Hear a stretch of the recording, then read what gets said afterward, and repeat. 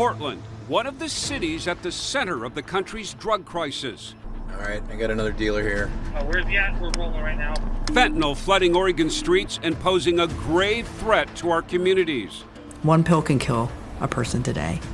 Confronting the crisis, tough questions for Oregon's top leader.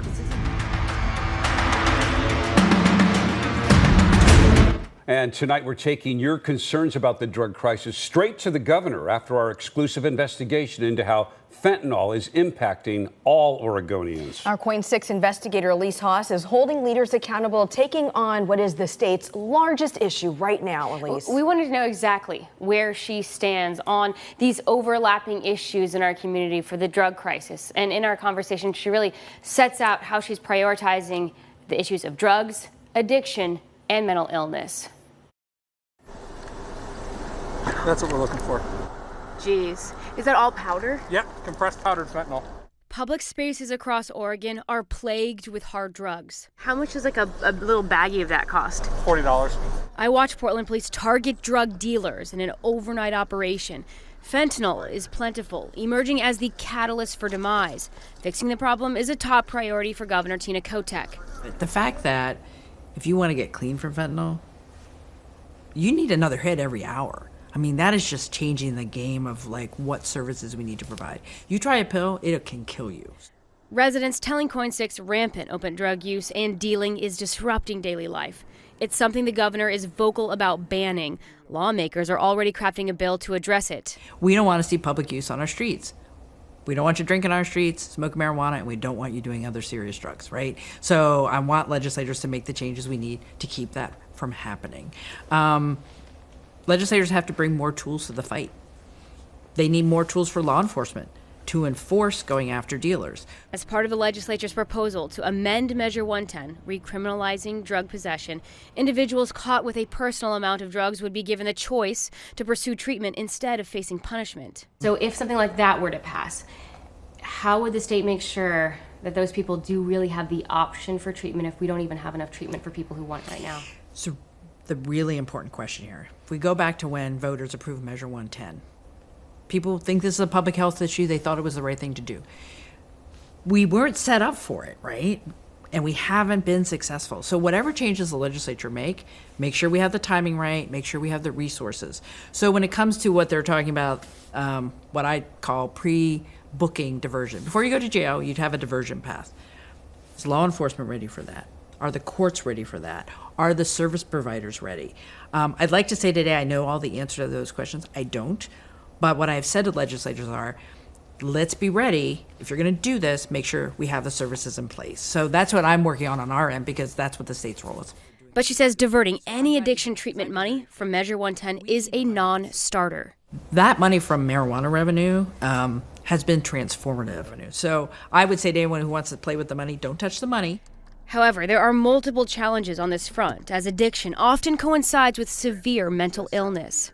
And one of the biggest gaps right now that healthcare organizations and homeless organizations have found through their research on healthcare is that they really have called for an immediate addition of upwards of 250 psychiatric beds. Yeah. Are you doing anything to make that a reality? We have to make sure that when someone in a mental health crisis in particular needs acute care beds in a hospital, we have to have them. We are short. It's also the most expensive end of the spectrum, right? So ideally, someone is in there for a very short amount of time, and then there's a step-down facility. So you have to focus on the beds in the hospitals, and we need our hospital partners to step up to help us do that, and have those step-down facilities. So I think the key is you can't focus on just one part. If we just put our money into psych beds at hospitals, then we'd be like, now what, right? So we have to do a little bit on each part of the system to make sure it's working for folks. While the drug crisis looks different for everyone, she says the top concern is preventing the loss of life. Well, I just had a text the other day from a friend, someone I've worked with a long time, who said, my son died last fall. We worked together. He was my best friend. He died from a fentanyl overdose. So there's real hurt and pain out there. There's frustration that people can't get the help they need. So what I say to folks is, we are listening. We understand people need help.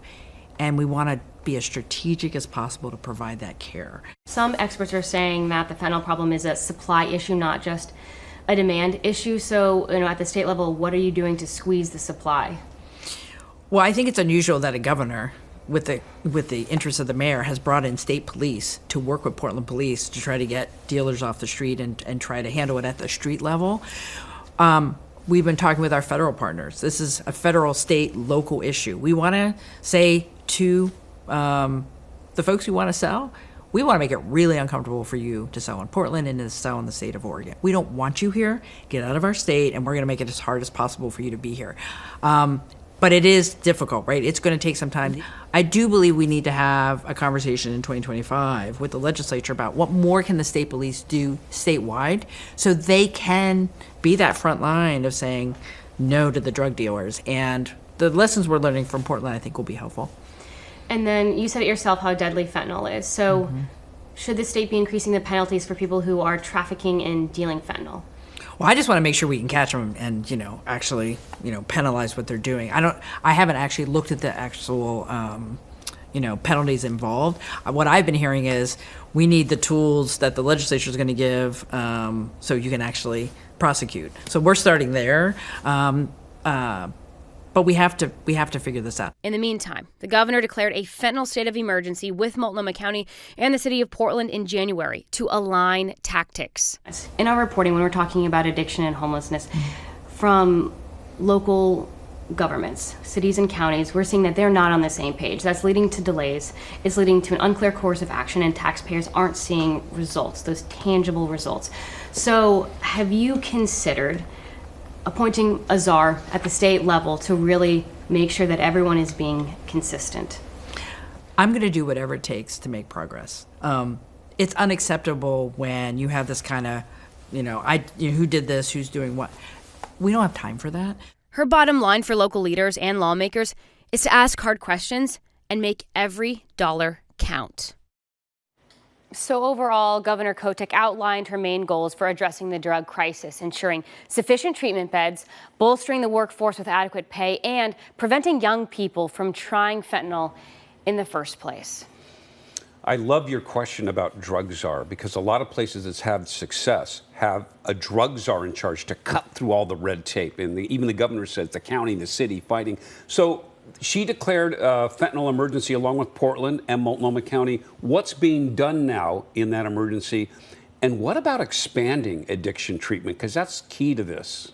Yeah, so that 90-day fentanyl emergency is really to get everybody on the same page, rowing in the same direction. And then she thinks that the local leaders can then build on that momentum and replicate its success statewide. Those state troopers will continue to help PPB arrest drug dealers. They actually just arrested 7 more this past weekend. As far as treatment goes, realistically, she thinks it will take 3 to 5 years to build up the continuum of care for addicts. And then ultimately in 2025, she said that she wants the legislature to take up lowering the bar for involuntary civil commitments, because I've reported on that for a long time about how families just can't get their loved ones help. Yeah, and in her interview, you were able to cover a lot as well, because it's like we need these changes, but lawmakers need those tools. You need enforcement. Lawmakers need to put those rules in place. There's so many things that need to connect. And she said it very well. We just don't have time. We don't have time. We need to hurry up. We got to hurry up. Yeah. Great report, Elise. Thank you. Thank you so much. And we want to let you know that there is much more to this. You can actually catch the full 17-minute conversation with Governor Kotek that Elise did. We've got that now at KOIN.com.